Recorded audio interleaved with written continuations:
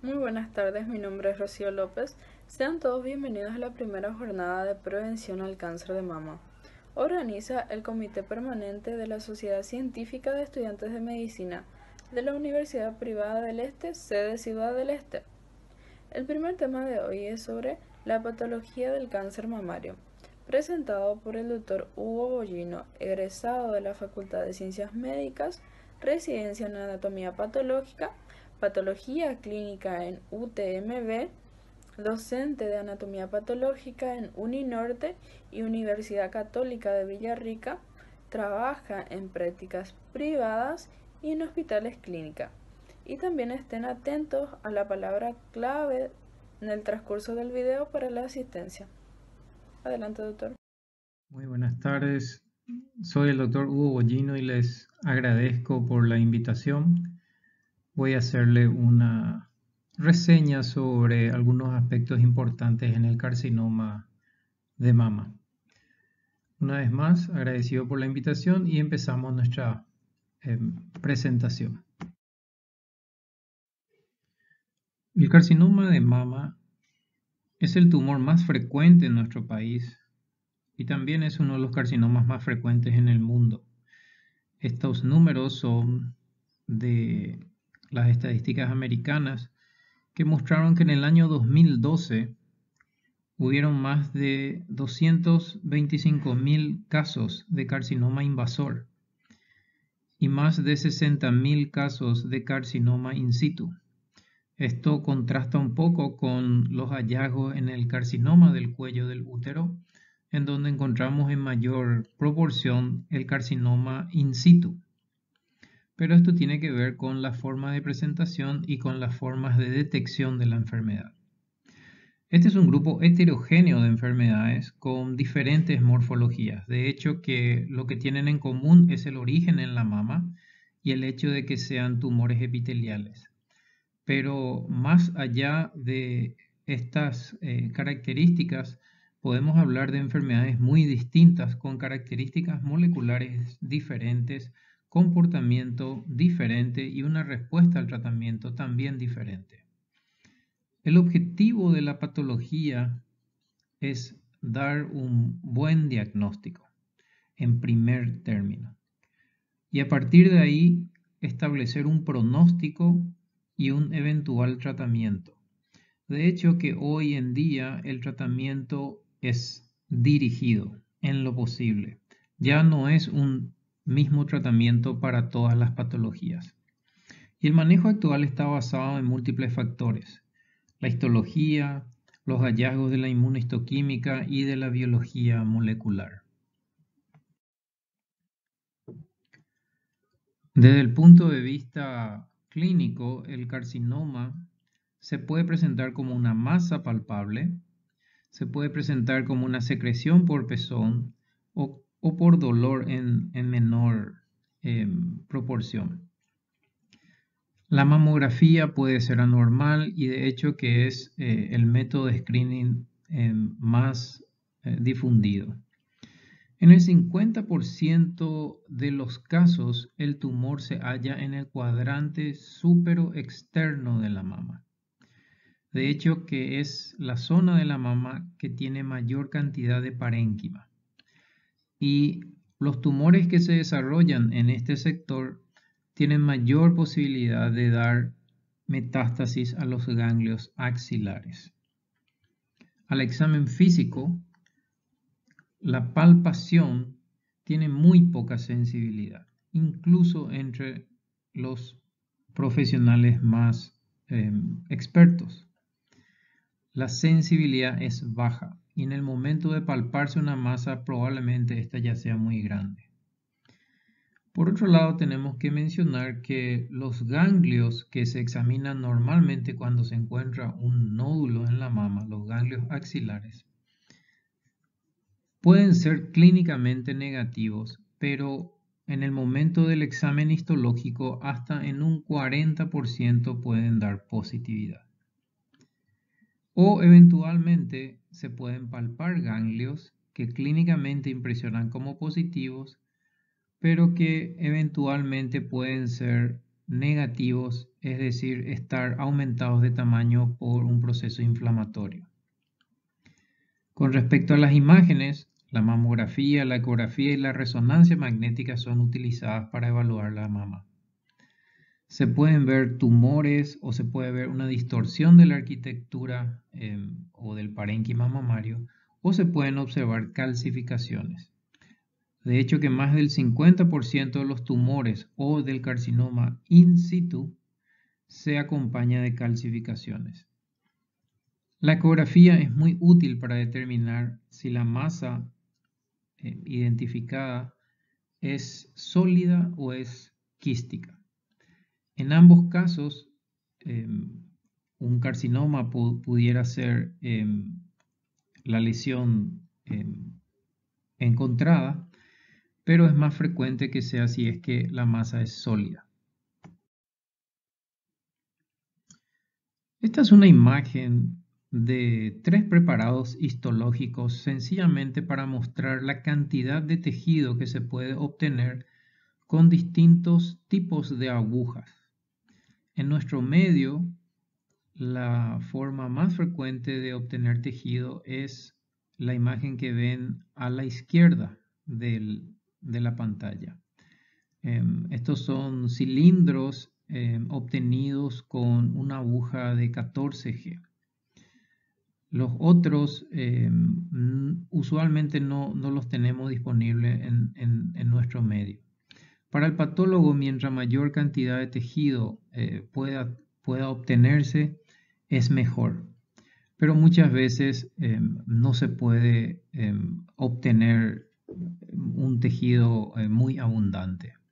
No obstante, una aguja de 14G, si es que cae en la lesión sospechosa, es más que adecuada para evaluar la histología y también para poder realizar los estudios de inmunohistoquímica y eventualmente de biología molecular si el caso así lo requiere. ¿Cuál es el rol de la morfología en el estudio de las patologías mamarias? Bueno, en primer lugar hay que distinguir lo que es real de lo que no es real. Es decir, ¿la masa sospechosa es o no es un carcinoma? Y si es real, ¿qué tipo de carcinoma es? Y si es un carcinoma, ¿cuál es el grado de diferenciación? Esta imagen que estamos mostrando a la izquierda podemos ver en el corte teñido con hematoxilina y eosina un tumor compuesto por glándulas, algunas con luces evidentes y otras con luces colapsadas. El aspecto es ciertamente sospechoso de un proceso neoplásico que pudiera ser maligno. A la derecha estamos viendo la técnica llamada de inmunohistoquímica. La inmunohistoquímica es la utilización de anticuerpos para detectar proteínas. En este caso, el anticuerpo que se utilizó detecta la presencia de células mioepiteliales. Recuerden ustedes que las glándulas en la mama tienen 2 capas de células, las células luminales y las células que están por fuera o en la periferia, que son mioepiteliales. Una glándula benigna tiene estos 2 tipos celulares. Una glándula maligna o una glándula de un adenocarcinoma solamente tiene células epiteliales. Lo que estamos viendo con la inmunohistoquímica es que todas las glándulas de este corte tienen una segunda capa de células mioepiteliales, por lo tanto esta lesión histológicamente simula un carcinoma, pero definitivamente es una lesión benigna y se conoce como adenosis esclerosante.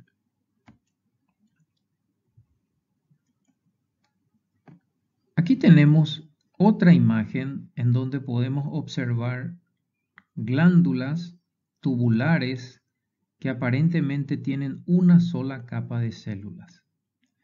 Si a este tipo de lesión le volvemos a hacer el estudio con la inmunohistoquímica y tratamos de detectar las células mioepiteliales, en este caso en particular, la lesión va a ser negativa para estas células. En circunstancias usuales, eso equivaldría a la presencia de un carcinoma de mama. Pero en este caso en particular representa una vez más una lesión que imita al carcinoma de mama, pero es una lesión benigna y es un tipo de adenosis que se caracteriza por carecer de células mioepiteliales.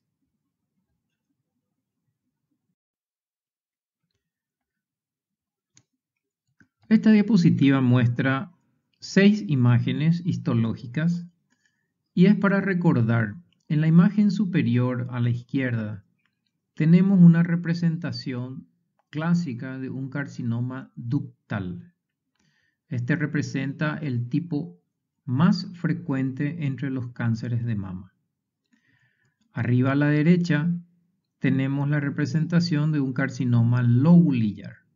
La diferencia es que las células no son cohesivas entre sí y crecen en forma aislada o formando unos cordones de una sola célula de espesor. Estos dos tipos mencionados constituyen entre el 80 y el 90% de los casos de cáncer de mama. En el panel del medio a la izquierda tenemos al carcinoma mucinoso.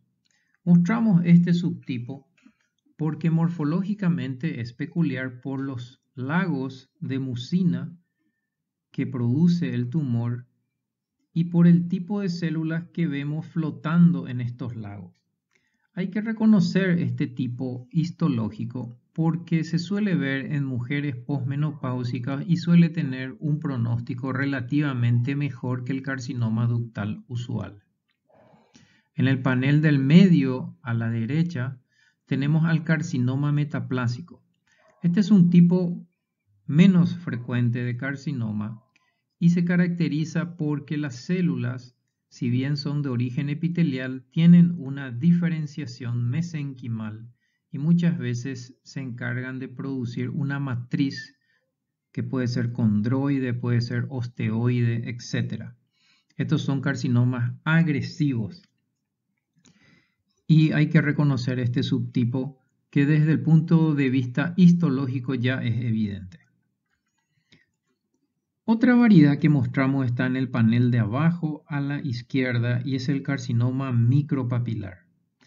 En este caso vemos unos nidos pequeños o micropapilas que están rodeados por espacios claros.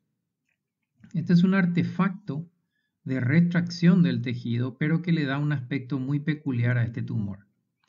Esta es una lesión o estos cambios morfológicos, tenemos que recordarlos porque le confieren un comportamiento localmente más agresivo a este tipo de tumor.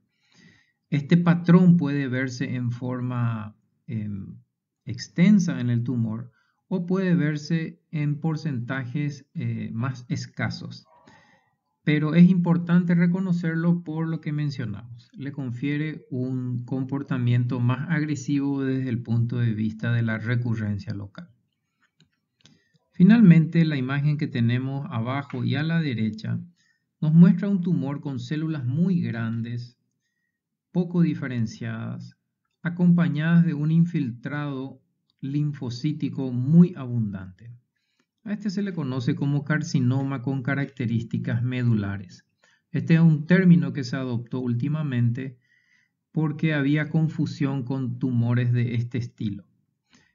Es importante reconocer a estos tumores porque si bien tienen un aspecto de carcinomas poco diferenciados, porque no forman glándulas, porque son células muy grandes, etc., tienen un comportamiento menos agresivo que los carcinomas ductales poco diferenciados usuales, probablemente por la cantidad de células inflamatorias que infiltran al tumor. El otro aspecto que tenemos que evaluar cuando miramos o cuando estudiamos un tumor de mama es el grado histológico. Está muy bien demostrado el significado de poder gradar los tumores de acuerdo a estos parámetros. Como el grado histológico es subjetivo y a un patólogo le puede parecer un carcinoma grado 1 y a otro patólogo le puede parecer un grado 2 y así sucesivamente, se utilizan unos criterios establecidos para poder sacar la subjetividad. Es así que se evalúa la formación de los túbulos, el aspecto y el tamaño de los núcleos y la presencia de mitosis. Estas características otorgan un valor numérico que eventualmente puede distinguir a los carcinomas en grado 1, grado 2 o grado 3. Si un tumor tiene más de 75% de ductos con luces, como se observa en la imagen de arriba a la izquierda, entonces se le asigna un punto. Sin embargo, si el tumor no forma luces o menos del 10% del volumen tumoral se observan luces o glándulas, entonces se le asigna 3 puntos. Lo mismo ocurre con los núcleos. Si hay una mínima variación en forma y tamaño, se le asigna un punto, y si hay una marcada variación en forma y tamaño, se le asignan 3 puntos. Para las mitosis es un poco más complejo, pero se utiliza un sistema de contar el número de mitosis por campos de gran aumento.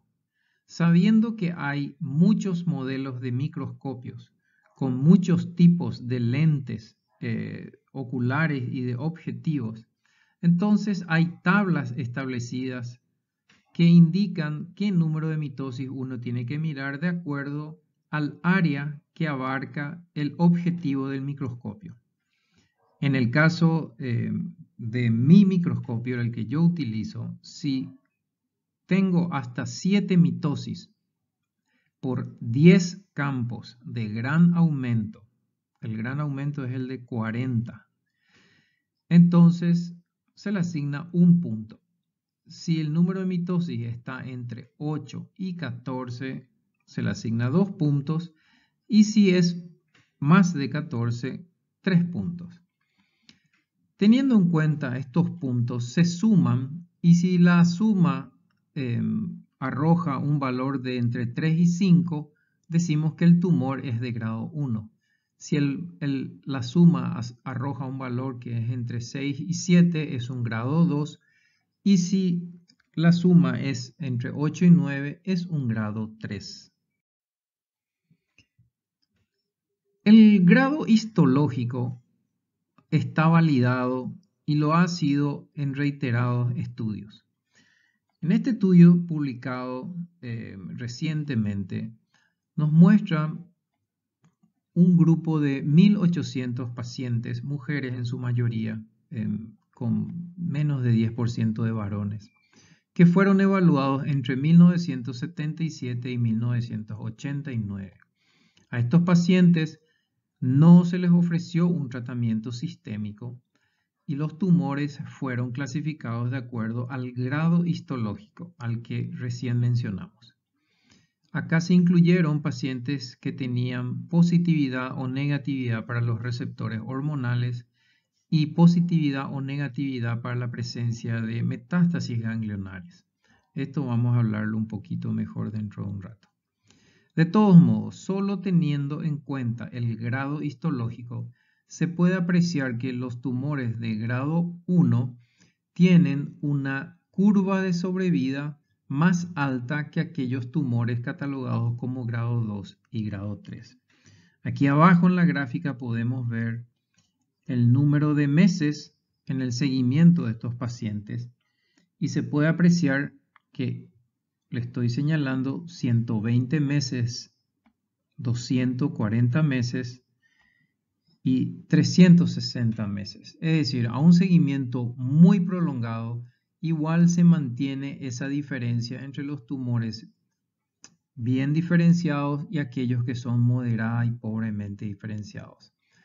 En los grados 1, 2 y 3, la sobrevida se mantiene una buena correlación hasta los 10 años aproximadamente, incluso un poco más, hasta los 15 años. Después hay una superposición y hay una inversión incluso en la curva. Se continuó con este estudio desde el año 1990 al año 2002. En este caso, a estos pacientes se le ofreció un tratamiento sistémico, eso quiere decir quimioterapia, no solamente la cirugía, y se incluyeron pacientes que tenían tanto receptores positivos como negativos y ganglios positivos como negativos. Una vez más, se establece una buena diferenciación en la sobrevida de aquellos pacientes con carcinomas bien diferenciados, moderadamente diferenciados y pobremente diferenciados. Por lo tanto, el grado histológico es un determinante importante en el pronóstico del carcinoma de mama y es complementario al estatus de los ganglios linfáticos. Es un método simple, es barato, es preciso y está validado para ayudar a determinar el pronóstico de los pacientes.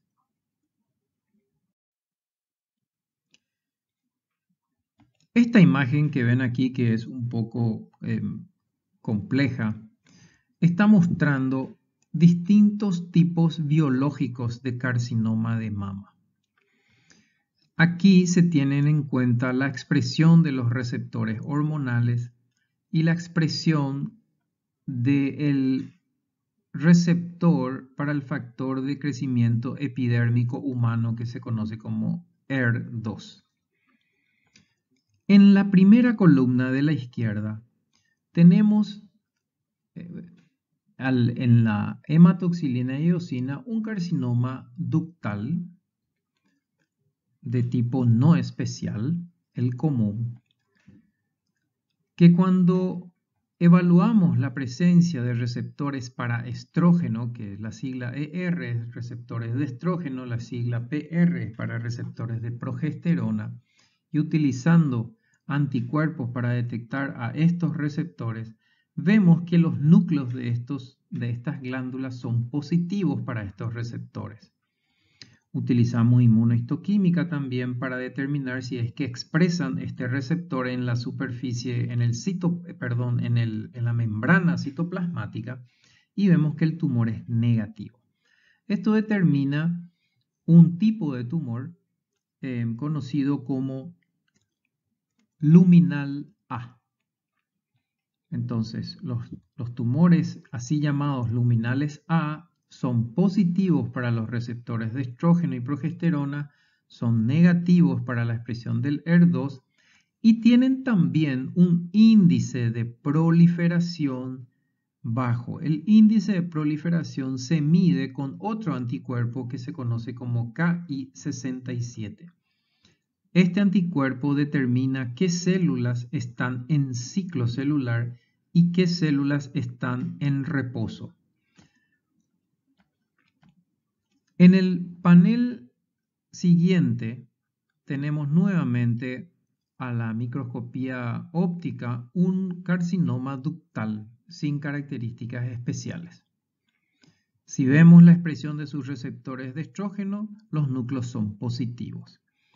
Si vemos la expresión de sus receptores de progesterona, acá tenemos dos imágenes. Por un lado tenemos un tumor que es negativo para los receptores de progesterona. Y en el otro lado tenemos un tumor que es positivo, al igual que el luminal A. Si miramos la expresión del ER2, vemos que hay glándulas que son positivas en este subgrupo y que hay otros subgrupos que tienen glándulas negativas. Vamos a explicar un poco estas diferencias. Se considera este segundo grupo, se considera un luminal B. y lo integran aquellos tumores que sí o sí deben ser positivos para los receptores de estrógeno, pero que pueden ser negativos para los receptores de progesterona. A diferencia del luminal A, han perdido la expresión del receptor de progesterona. O pueden ser positivos para el receptor de progesterona, pero en forma anormal expresan el ER2. O puede ser que sean positivos para el receptor de progesterona, que sean negativos para la expresión del ER2, pero que tengan un índice de proliferación muy alto. Entonces hay tres circunstancias por las que un carcinoma de mama puede categorizarse como luminal B. Sí o sí debe expresar receptores de estrógeno y debe cumplir uno de los tres siguientes requisitos. O pierde la expresión de los receptores de progesterona, o expresa en forma anormal el ER2, o tiene un índice de proliferación muy alto. El tercer panel es el de un carcinoma ductal que tiene un aspecto menos diferenciado porque los nidos son sólidos, hay pocas glándulas.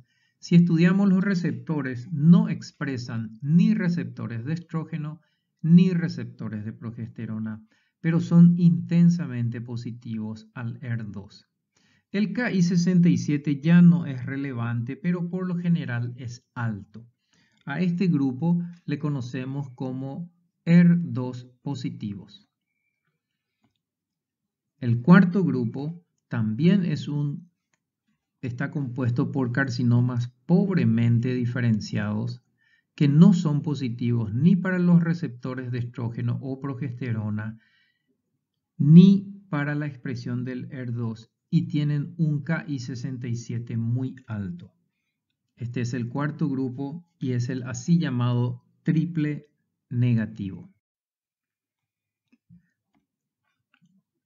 La forma en que tenemos en cuenta la expresión de los receptores es cuando vemos positividad en los núcleos, estimamos el porcentaje de núcleos positivos y según las guías internacionales, si un tumor tiene 1% de los núcleos positivos ya se considera positivo. En esta imagen de la izquierda tenemos un carcinoma ductal con la mayoría de los núcleos positivos.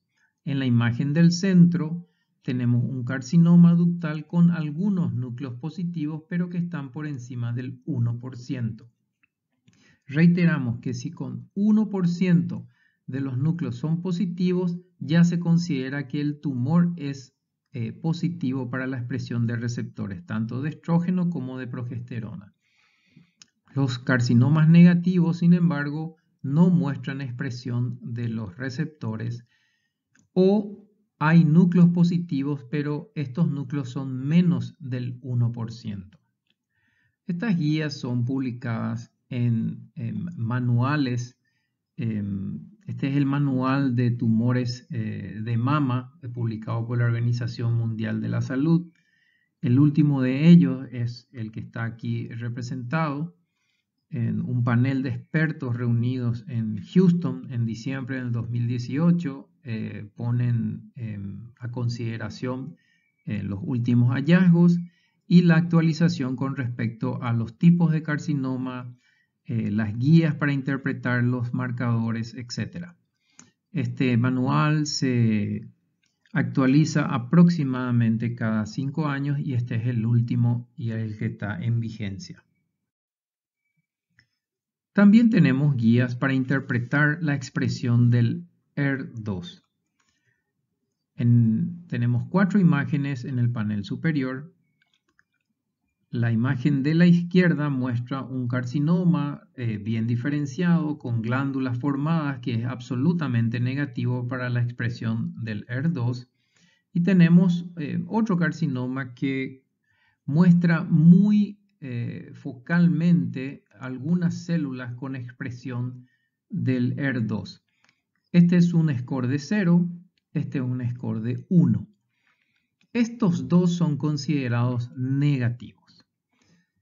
en el tercer panel tenemos células que expresan en forma débil pero completa el ER2, y en el panel de la derecha tenemos un tumor que es intensamente positivo. Ambos se consideran positivos con este método que es la inmunohistoquímica, pero el que tiene el score de 3 cruces es positivo y no necesita ningún tipo de confirmación. En cambio, los tumores que son positivos para 2 cruces necesitan ser reevaluados con otra técnica, que es la hibridización in situ. Con la inmunohistoquímica evaluamos la presencia de los receptores en el citoplasma, o mejor dicho, en la membrana citoplasmática de las células. Y con la hibridización in situ estamos estudiando si hay una amplificación en el gen encargado de codificar al receptor para el ER2. Y con la hibridización in situ, entonces tenemos los tumores que son amplificados y por lo tanto se reconfirma que es un tumor positivo para el ER2, o puede ser que no esté amplificado y entonces esta señal inmunohistoquímica no es del todo real o representativa, por lo tanto se considera que este va a ser un tumor negativo. El motivo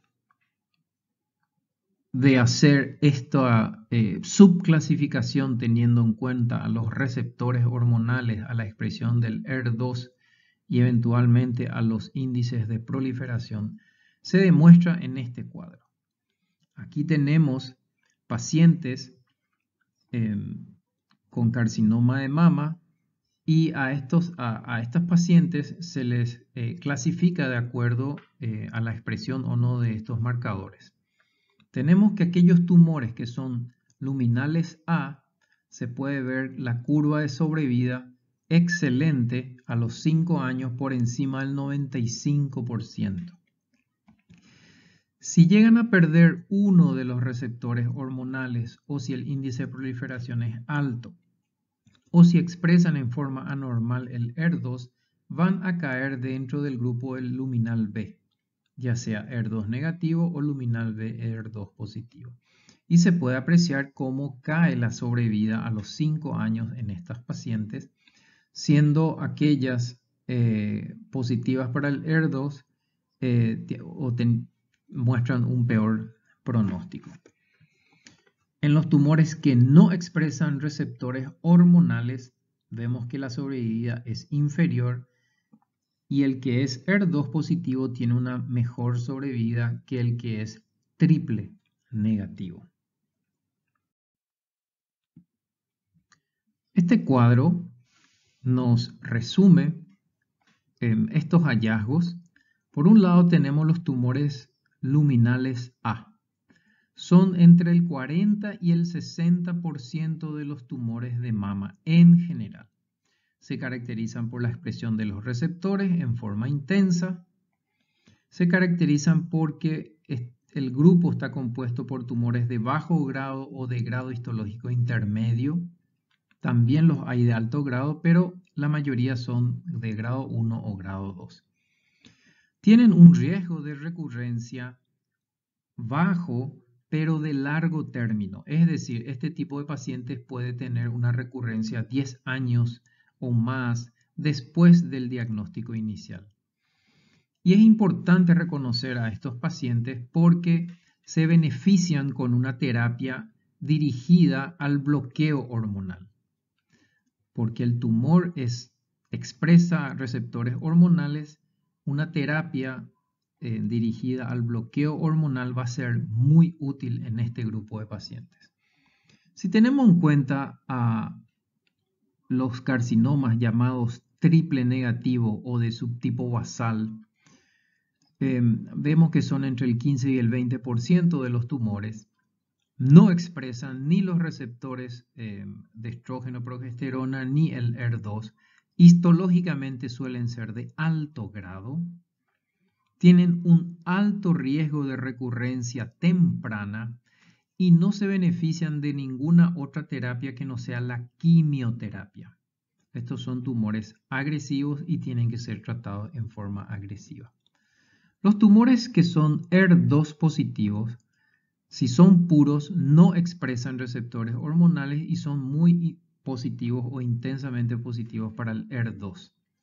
El grado suele ser de alto grado por lo usual. Tienen un riesgo intermedio en recurrencia a corto plazo. Y lo importante de reconocer este subgrupo es que hay terapia dirigida para bloquear a estos receptores del HER2. Esta terapia proporciona una mejor sobrevida a este grupo de pacientes y solo este grupo de pacientes se puede beneficiar con esta terapia dirigida porque los otros grupos no tienen una sobreexpresión del HER2 y no se benefician de esta terapia, además de la quimioterapia convencional. Finalmente, el grupo luminal B, que es entre el 20 y el 30% de los tumores de mama, se caracteriza porque expresa receptores hormonales, sobre todo el estrógeno, y en menor medida los receptores de progesterona, pero que pueden ser HER2 positivos o pueden tener un índice de proliferación alto. Este grupo tiene una menor sobrevida que los luminales A comparativamente hablando, pero igual se van a beneficiar de un tratamiento hormonal y eventualmente si son HER2 positivos se van a beneficiar de un tratamiento bloqueando estos receptores en particular. Por último, queremos hacer un breve resumen sobre los factores pronósticos estándar. Por un lado está la edad de las pacientes. Por lo general, el cáncer de mama se observa en mujeres de edad media o avanzada. Es raro en mujeres jóvenes, pero cuando ocurre en mujeres por debajo de los 35 años, el porcentaje es solo 5%.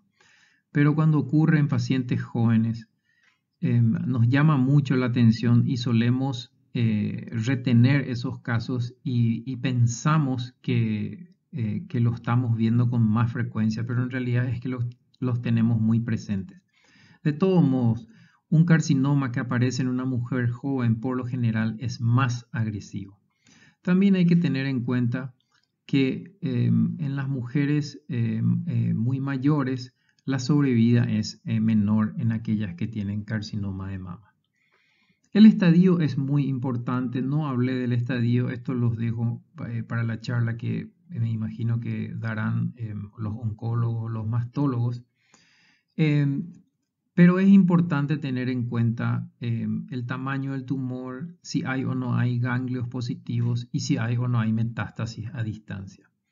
Desde el punto de vista del estadio en aquellas pacientes que son negativas para metástasis ganglionares regionales, que es la axila, en la inmensa mayoría de los casos, vemos que la sobrevida está por encima del 95% cuando el tumor está confinado a la mama.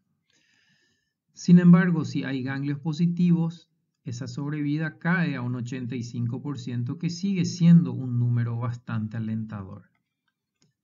Ahora, cuando el paciente o la paciente se presenta con metástasis a distancias, la sobrevida es muy inferior y hablamos de un 25% en general. El tipo tumoral ya habíamos mencionado, hay algunos subtipos que tienen buen pronóstico, como el carcinoma de tipo medular, el carcinoma coloide, y hay otros subtipos que tienen un comportamiento más agresivo, como el carcinoma metaplásico o el micropapilar o los carcinomas pobremente diferenciados, etc. Los márgenes quirúrgicos son importantes, sobre todo porque la terapia que se estila hoy en día desde el punto de vista de la cirugía es la de conservar la mama y de resecar, preservando la mayor cantidad de tejido mamario posible. En esas circunstancias hay que valorar muy bien los márgenes quirúrgicos porque hay mayor peligro de recurrencia local. Hay muchos estudios que indican que una paciente con una cirugía conservadora no tiene una sobrevida inferior a una paciente con una mastectomía total. Entonces, la preservación del tejido mamario es importante, pero también es importante ver si no hay tumor a nivel del margen quirúrgico, si el tumor está a menos de 1 milímetro, pero no toca el margen quirúrgico, se considera libre. Lo otro que tenemos que tener en cuenta es la presencia del carcinoma intraductal. El carcinoma intraductal que no mencioné en esta charla es aquel que está contenido dentro de la membrana basal en los ductos. Si hay carcinoma intraductal a menos de 2 milímetros del margen quirúrgico, entonces hay alta probabilidad de que haya carcinoma intraductal en el tejido mamario que queda. Y es por eso que hay que mencionar esta posibilidad y hay que hacer una segunda cirugía para ampliar esos márgenes quirúrgicos. Esto es con el fin de disminuir la recurrencia local. El compromiso linfovascular, esto solo se puede ver en los estudios de la anatomía patológica de la pieza operatoria, es importante porque se asocia a recurrencia local o a eventualmente metástasis a distancia. Los receptores hormonales y el estatus del ER2 ya habíamos mencionado su importancia y quiero recalcar que estos estudios se pueden hacer en la primera biopsia que se le hace a la paciente. Por lo tanto, antes de la cirugía uno ya puede tener el cuadro completo o el panorama completo de una paciente en particular. El índice de proliferación basado en el KI67,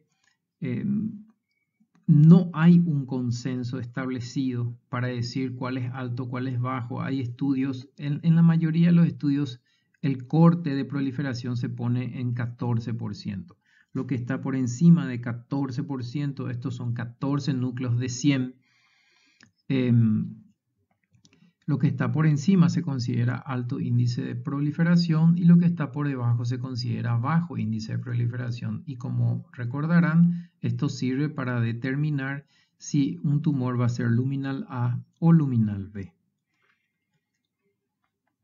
Tampoco hemos hablado de la terapia neoadyuvante. Esto es territorio de los quimioterapeutas, de los oncólogos. Pero es una modalidad que también está en boga hoy en día. Y es de someter a una paciente a una quimioterapia antes de la cirugía definitiva. El motivo es para disminuir el tamaño de tumores que de otra forma no van a ser operables, o es para determinar la respuesta que va a tener ese tumor a la quimioterapia y eventualmente evaluar esa respuesta en la pieza operatoria. Nosotros nos encontramos muchas veces con piezas de mastectomía o con piezas de cuadrantectomías después de una quimioterapia neoadyuvante en donde el tumor ha desaparecido por completo. Eso indica la buena respuesta a la quimioterapia y ya otorga un buen pronóstico a ese tumor en particular. Y por el contrario, también encontramos piezas de mastectomías o piezas de cuadrantectomías con tumores que son igual de grandes que el tumor original, lo cual indica una muy mala respuesta al tratamiento quimioterápico y también confiere un mal pronóstico. Cuando tenemos este tipo de piezas después de un tratamiento, solemos estimar lo que se conoce como el volumen residual del cáncer. Y hay una serie de de calculadoras que tienen en cuenta la densidad del tumor, el número de células viables, el tamaño previo del tumor, etc. Y eso eventualmente confiere un score y eso permite clasificar a las pacientes como, o mejor dicho, clasificar a los tumores como aquellos que responden bien o que responden mal a la quimioterapia.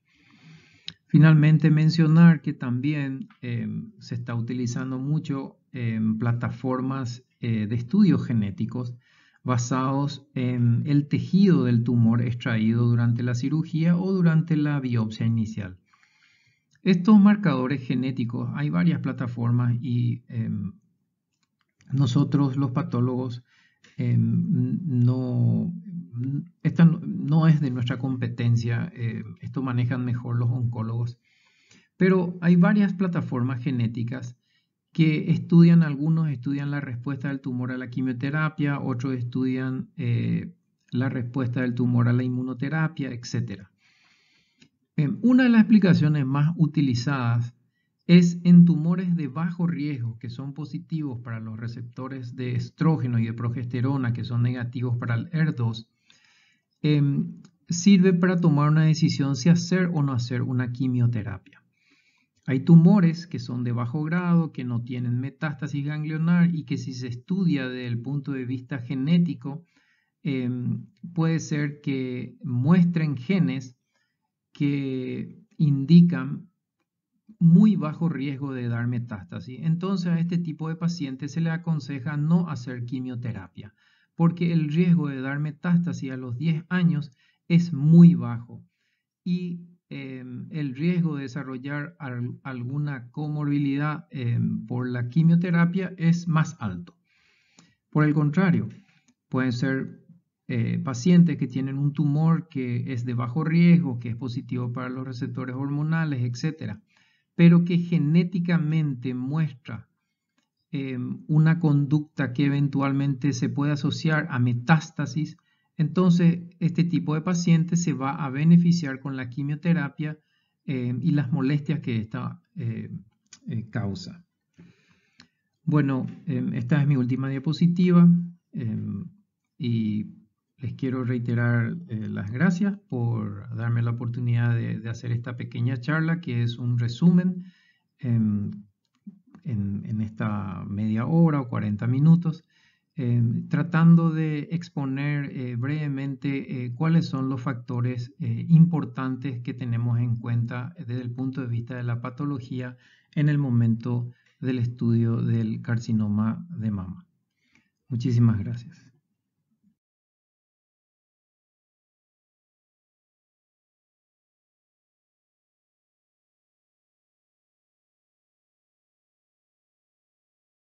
Muchas gracias, Dr. Hugo, por su excelente ponencia.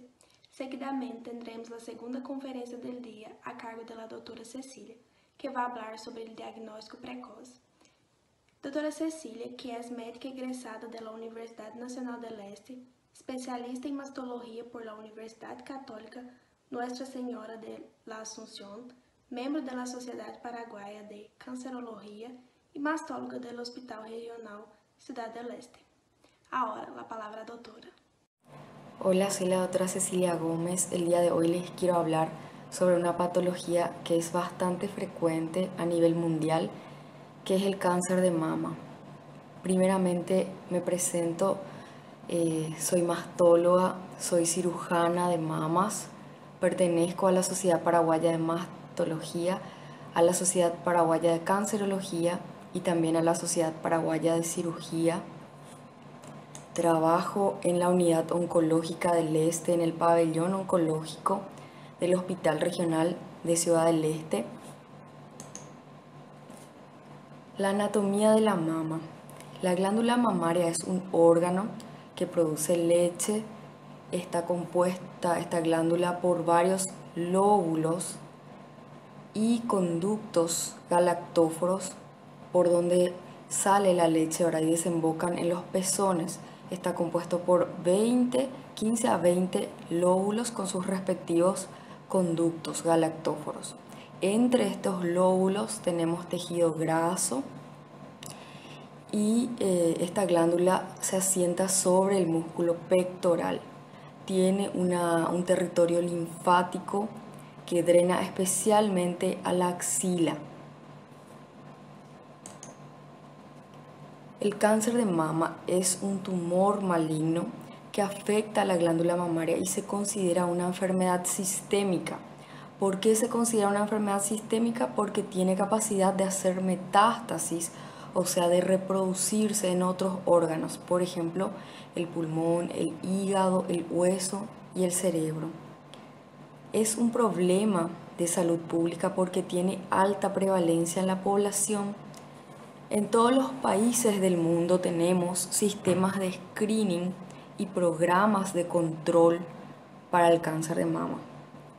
Todavía no existe un método de prevención primaria, no podemos evitar que aparezca el cáncer haciendo alguna actividad, o no existe una vacuna que pueda prevenir esta enfermedad. Entonces lo que se realiza es la prevención secundaria, que significa detectar en forma temprana esta enfermedad para poder tratarla de una mejor manera. A nivel mundial estamos a casi 2 millones de diagnósticos nuevos por año y la mortalidad también es bastante elevada. Según la OMS, por ejemplo, en el 2004, 519.000 mujeres fallecieron por cáncer de mama. Las tasas de supervivencia son variables. En algunos países llegan al 80%, por ejemplo, en América del Norte, Suecia, Japón. Y en países menos desarrollados tenemos tasas de supervivencia a los 5 años de 40%. Bueno, acá puse unos gráficos, ¿verdad?, sobre los tipos de cáncer más frecuente en mujeres paraguayas. En nuestro país, el cáncer de mama es el cáncer más frecuente y también el que tiene mayor tasa de mortalidad. En cifras, como dijimos, es el cáncer más frecuente en Paraguay, cáncer en las mujeres, ¿verdad? Y tenemos que en el 2018, por ejemplo, se diagnosticaron 1.616 casos nuevos en el país y ese mismo año también fallecieron 538 mujeres de esta enfermedad. Es la causa más frecuente de muerte por cáncer en las mujeres y supera desde el año 2000 al cáncer de cuello uterino como el cáncer más frecuente en la mujer paraguaya. Llegamos a tener 6 muertes por semana en el país por esta enfermedad. Sobre los casos diagnosticados, en nuestro país la tasa de mortalidad es del 35,6%. Es bastante alta. Más de una mujer de cada 4 diagnósticos va a fallecer por esta enfermedad. Y esto es así porque en nuestro país se detectan estadios muy avanzados de la enfermedad. Ese justamente es el objetivo de todo lo que es la campaña del Octubre Rosa, la concientización de la lucha contra el cáncer de mama. El objetivo del Octubre Rosa es la detección precoz. Se dice que 1 de cada 8 mujeres sufrirá cáncer de mama a lo largo de su vida. Y para la detección precoz de esta enfermedad tenemos 3 pilares básicos, 3 pasos que las mujeres deben seguir. Una consulta anual con el mastólogo, un autoexamen mamario por mes. Este autoexamen se realiza solamente una vez por mes en el día 10 del ciclo, y a partir de los 40 años realizarse una mamografía por año. ¿Por qué es importante el diagnóstico precoz del cáncer de mama? Porque el cáncer de mama se divide en algunos estadios. Tenemos los estadios precoces, el estadio 1, 2, 3 y el 4, que ya es un estadio bastante avanzado, inclusive con metástasis a otros órganos. El diagnóstico precoz del cáncer de mama es muy importante porque los estadios precoces tienen una supervivencia más alta y también ofrecen una mejor calidad de vida a las mujeres que se diagnostican en forma más temprana. ¿Cuáles son los factores de riesgo? ¿Qué factores de riesgo tenemos para padecer esta enfermedad? Y el factor número 1 es ser mujer. Es un cáncer que afecta con más frecuencia a las mujeres, ¿verdad? Tenemos solamente el 1% de todos los diagnósticos que corresponden a los varones, ¿verdad? De cada 100 diagnósticos, 1 corresponde a un cáncer de mama en el hombre, que también se puede ver, ¿verdad? También tenemos varios pacientes hombres con cáncer de mama. La edad es otro factor de riesgo. Está demostrado que a mayor edad, mayor frecuencia del cáncer de mama, especialmente en mujeres a partir de los 50 años, 50, 60 años, el riesgo es mayor.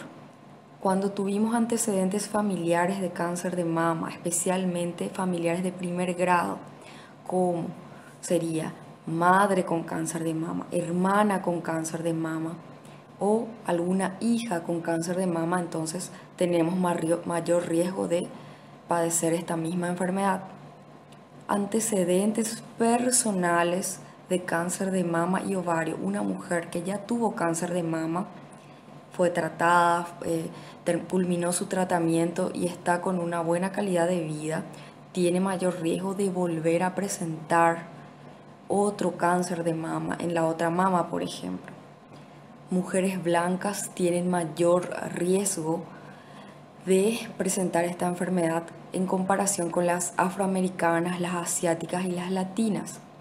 Mujeres que tuvieron antecedentes de radiaciones en el tórax también tienen riesgo aumentado.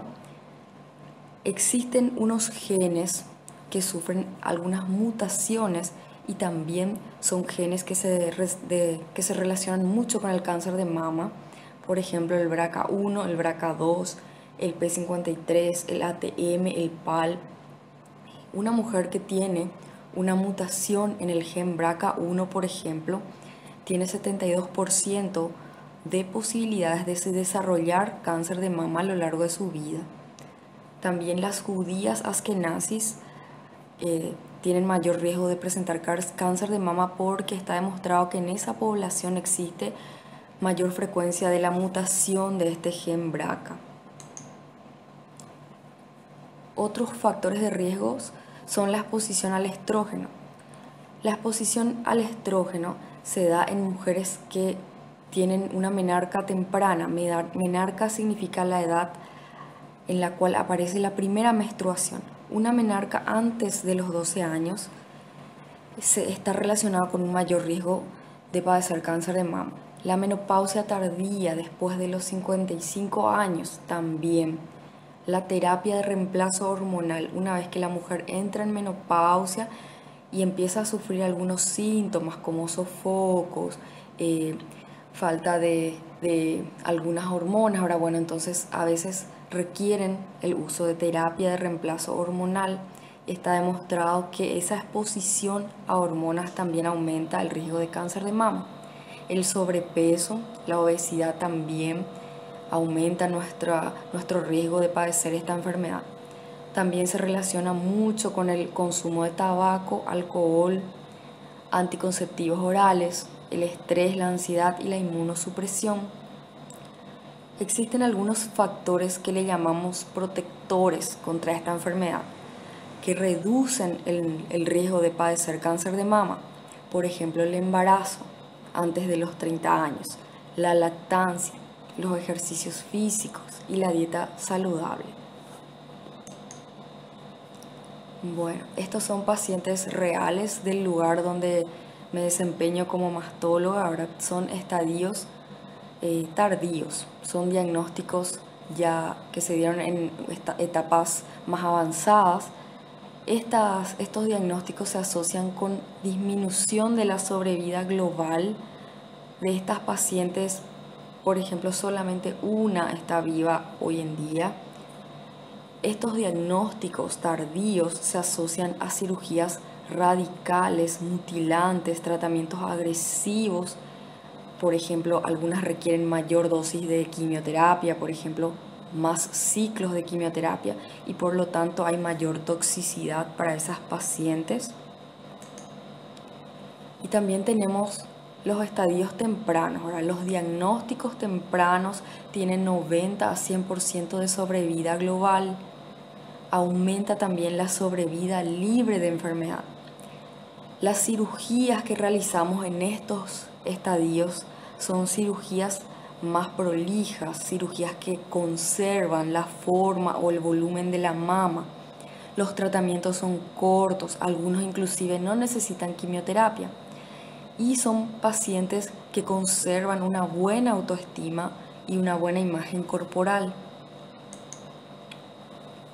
El diagnóstico del cáncer de mama se puede hacer durante el screening o cuando la mujer ya presenta algún síntoma.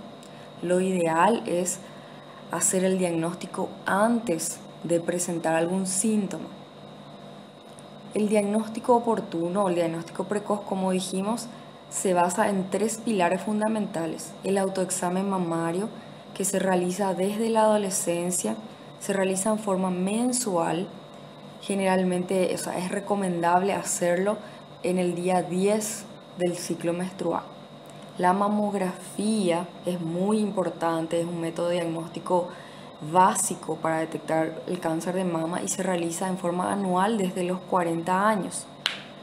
Y se recomienda también una consulta anual con el especialista, puede ser el mastólogo si tenemos a disposición, puede ser el ginecólogo o el médico de familia o cualquier médico que esté capacitado para evaluar mamas. Y eso se realiza también en forma anual. ¿Qué hacemos en la consulta de mastología? Además de examinar las mamas de la paciente, nosotros hacemos la valoración del riesgo de esa mujer. Se evalúan los antecedentes personales, sus antecedentes familiares. Ahí identificamos a las mujeres que tienen mayor riesgo. Se enseña el autoexamen mamario, se evalúan estudios anteriores y se comparan con los estudios nuevos. Por eso es muy importante no tirar los estudios anteriores, las mamografías, sino que guardar para que se pueda comparar en la siguiente consulta. Y el autoexamen o el examen clínico en el caso de que el médico vaya a realizar a la mujer. Ahora, ¿cómo se hace? Primeramente es mirar la exploración clínica de la mama, ahora mirar la forma de la mama, mirar la coloración, las características, ¿verdad? Y recomendamos evaluar en 3 posiciones, con las manos en la cintura, con los bracitos hacia arriba y con los brazos a los costados. ¿Y qué tenemos que buscar en esta inspección? Tenemos que buscar bultos, protuberancias, algunas venas que están ahí protruyentes, ¿verdad? Algunos huecos, hendiduras, algún bulto, cambios en la piel, el hundimiento del pezón, enrojecimiento, ardor, asimetría, cuando uno de los pezones, por ejemplo, está desviado hacia un costado o hacia arriba. También la salida de líquido por el pezón o el endurecimiento de las mamas. Eso es lo que nos tiene que llamar la atención al mirar las mamas de una mujer, ¿verdad? Luego procedemos a la palpación. La palpación se hace, es una parte también del examen clínico, ahora evaluar las fosas supraclaviculares y las axilas también, buscando algún nódulo, algún ganglio que esté aumentado de tamaño en esa zona. Bueno, después procedemos a palpar la mama en sí.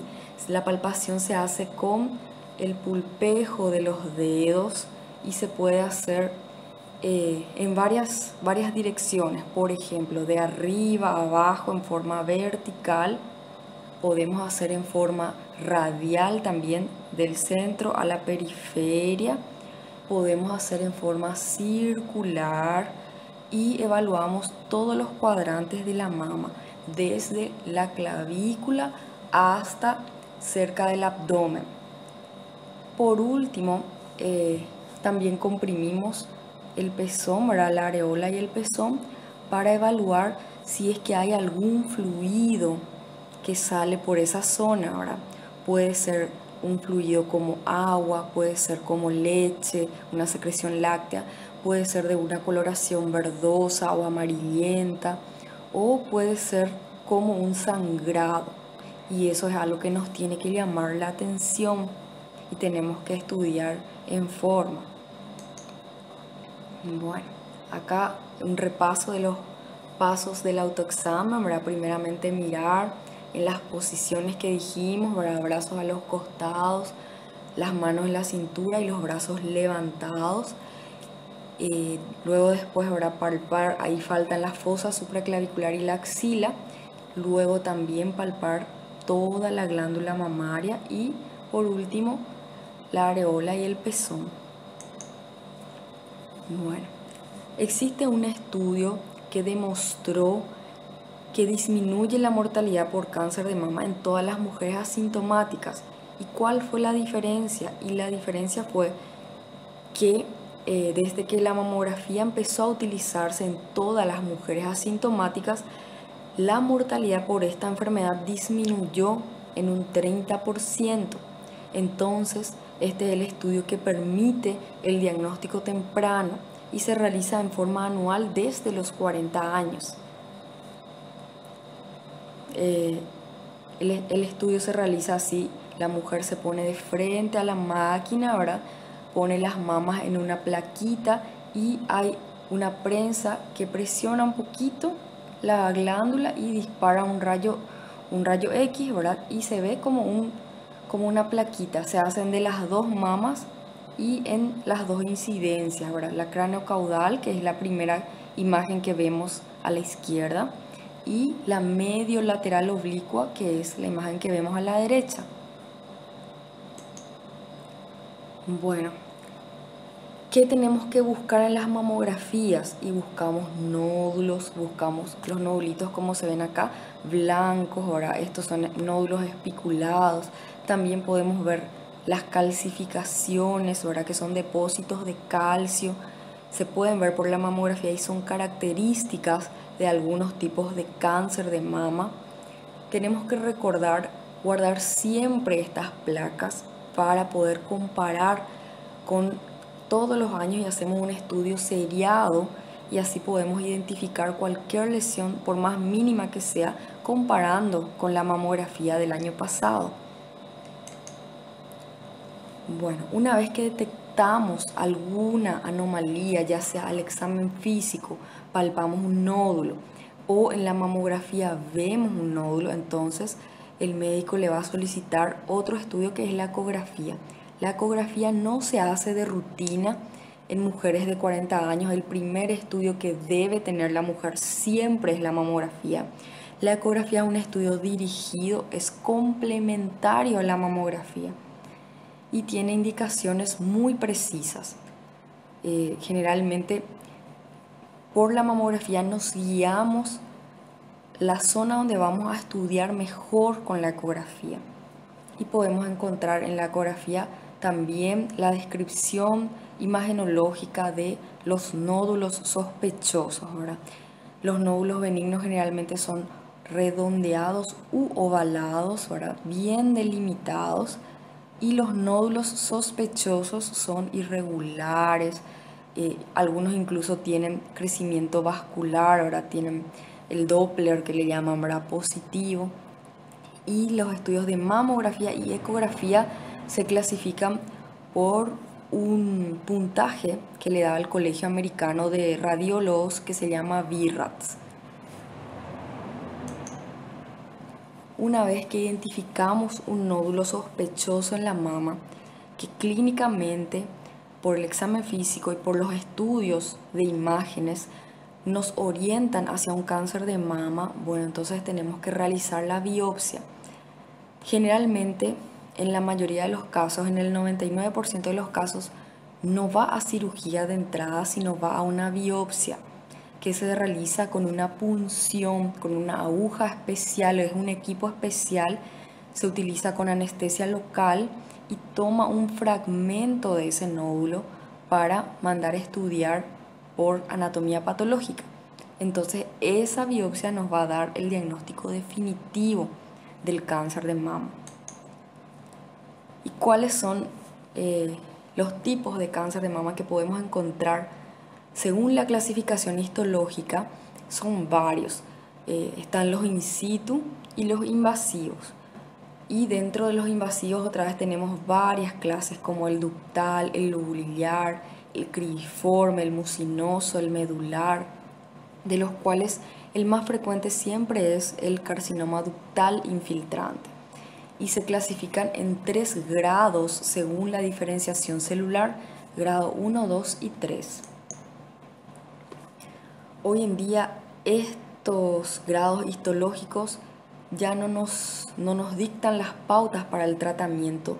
Hoy en día lo que se tiene en cuenta para realmente saber el comportamiento del cáncer de mama es la clasificación según la biología molecular, que estudia los receptores que tienen esas celulitas malignas del cáncer de mama. Ahora tienen algunos receptores, por ejemplo, de estrógeno o de progesterona, o el receptor ER, por ejemplo, ahora, que cuando sale positivo, entonces nos orientan hacia un tipo específico de cáncer y podemos ver cómo ataca esa enfermedad a esa mujer ahora. Y también permite orientar las terapias que vamos a utilizar contra esta enfermedad. Acá está el receptor ER, por ejemplo, que es un receptor de membrana, tiene 4 fragmentos que se dimerizan con un estímulo que es el factor de crecimiento epidérmico y produce la mitosis celular y por lo tanto el crecimiento tumoral, ¿verdad? Eso es el receptor ER que algunos tipos de cáncer de mama presentan en su membrana y que es un indicador de un tipo específico de cáncer de mama. Bueno, hoy en día según esta biología molecular, según los receptores hormonales que expresa el tumor, podemos tener 4 subtipos, que son estos, ahora el luminal A, el luminal B, el basal y el ER2. Y según estos subtipos tenemos el tratamiento y el comportamiento de ese tumor. Por ejemplo, el luminal A, por ejemplo, es de bajo grado histológico, tiene una buena respuesta hormonal, ¿verdad? Está asociado a una edad avanzada. Sin embargo, el carcinoma basal, por ejemplo, es un subtipo muy agresivo, tiene un alto índice mitótico, se presenta en mujeres jóvenes, menores a 40 años, y es un subtipo de peor pronóstico.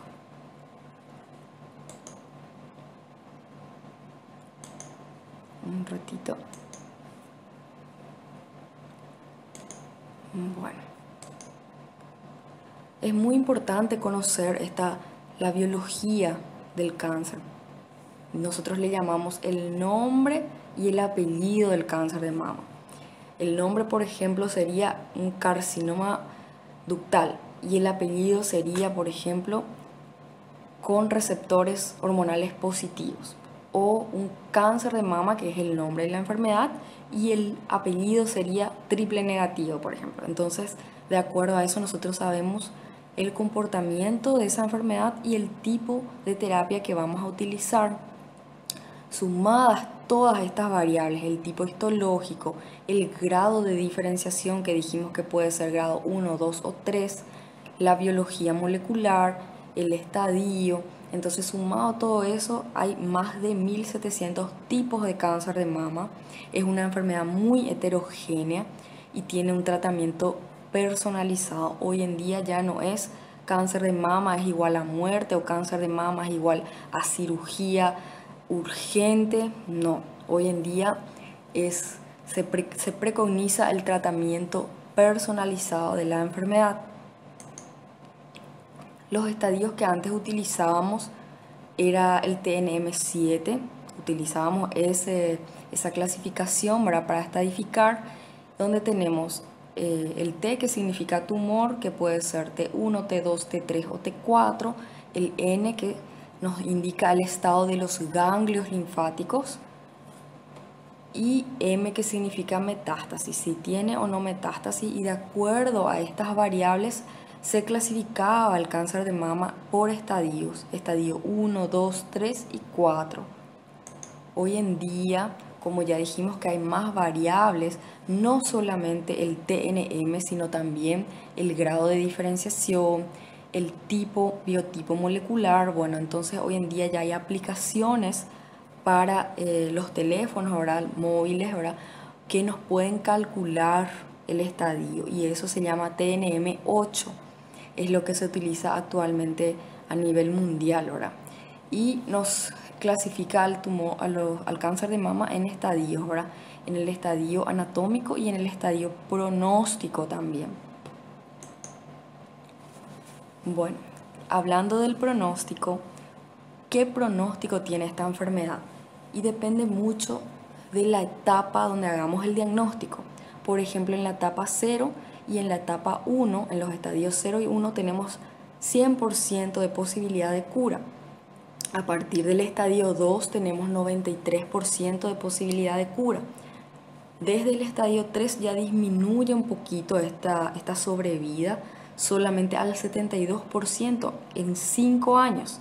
Y en la etapa 4, en el estadio 4, la sobrevida es solamente del 22% a los 5 años. Entonces, lo más importante, el mensaje más importante que quiero dejarles hoy es que lo más importante es el estadio en el cual se realiza el diagnóstico. Tenemos que tratar de llegar al diagnóstico en estadio 1 o en estadio 2 y tratar de concientizar hacia las mujeres para que se realicen sus exámenes, ¿verdad?, para poder detectar a tiempo la enfermedad. ¿Cómo es el tratamiento del cáncer de mama? Y tenemos 4 alternativas que se utilizan, no siempre en ese mismo orden que está acá, y tampoco no siempre se llega a cada uno, se utilizan todos estos tratamientos, ¿verdad? Bueno, hoy en día sí o sí se utiliza la cirugía, ¿verdad? Todavía no se desarrolló un método que evite la cirugía en estas mujeres. También tenemos una opción terapéutica que es la quimioterapia, que es un medicamento que se aplica en la vena cada 21 días, ¿verdad? Las mujeres son medicamentos bastante agresivos, bastante tóxicos y que nos ayudan a evitar la metástasis. También hay otro tratamiento que se llama radioterapia, que se suele realizar en algunos casos. Y también tenemos la hormonoterapia en el cáncer de mama, que responde a hormonas, que tiene receptores en la membrana, ¿verdad?, de estrógeno o progesterona. Entonces se puede utilizar la hormonoterapia, que es una pastillita que suprime estas hormonas para que el cáncer de mama no tenga ese estímulo y por lo tanto no pueda crecer. Hablando de las cirugías, tenemos 2 clases de cirugía. Una de ellas se llama mastectomía. ¿Qué es la mastectomía? Es retirar toda la mama de la mujer y queda una cicatriz así como esta foto, ¿verdad? A veces las pacientes optan por usar una prótesis externa, ¿verdad?, las pacientes que fueron sometidas a mastectomía. Y, a ver un poquito. La otra cirugía, la otra alternativa es la cirugía conservadora, que es preservar la mama, ¿verdad?, conservar la mama siempre que quede estéticamente aceptable, ¿verdad? Las cicatrices son mínimas y es el tratamiento de elección en los estadios iniciales del cáncer de mama. También se puede utilizar esta cirugía, se puede realizar en estadios más avanzados, siempre que se cumplan algunos criterios. ¿Está bien? Siempre que sea posible, nosotros los mastólogos preferimos conservar la mama porque es un órgano muy importante de la imagen de una mujer. Bueno, tanto en cirugías conservadoras como en las mastectomías se puede realizar la reconstrucción mamaria, que tenemos varias alternativas y varias técnicas para realizarlo. Existe una especialidad de la mastología que es la cirugía oncoplástica, que se trata justamente de eso, ¿verdad? De dejar una forma aceptable, ¿verdad? Dejar a la mujer con una buena forma de las mamas, ¿verdad? Ya sea por métodos de colgajos con tejidos propios del cuerpo, injertos o colgajos, y también se pueden utilizar prótesis mamarias. Inclusive se puede reconstruir la areola y el pezón, como estamos viendo en esta imagen.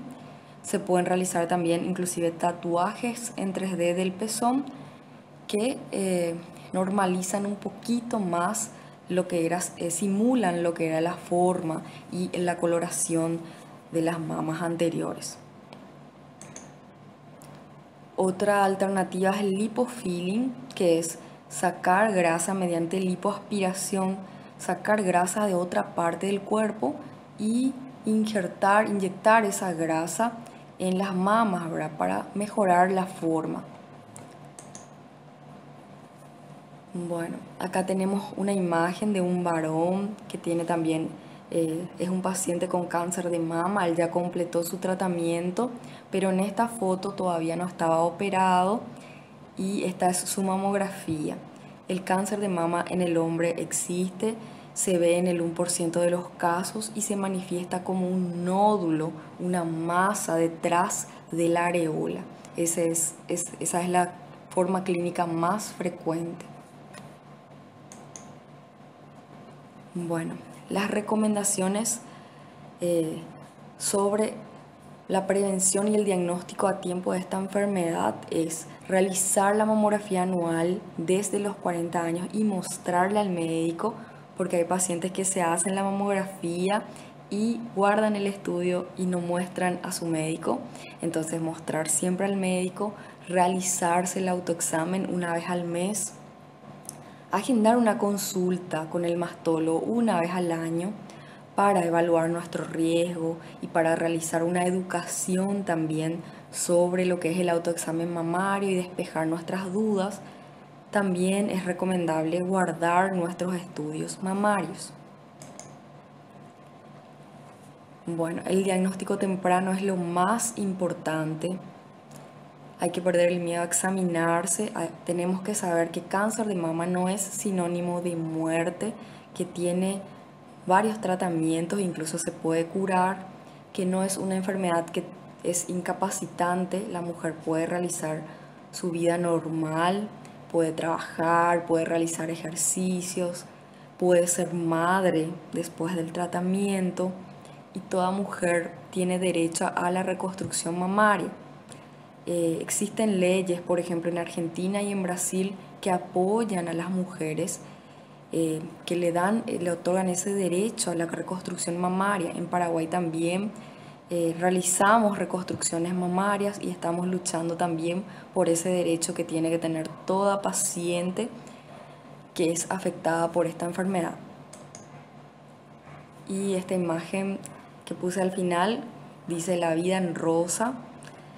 Es para recordar que no solamente en octubre, que es el mes rosa, tenemos que pensar en esta posibilidad, sino toda la vida. Tenemos que vivir la vida en rosa. Muchas gracias. Muchas gracias, doutora Cecília, y gracias a todos por la presencia. No se olviden de marcar la existencia con la palabra clave. Hasta mañana.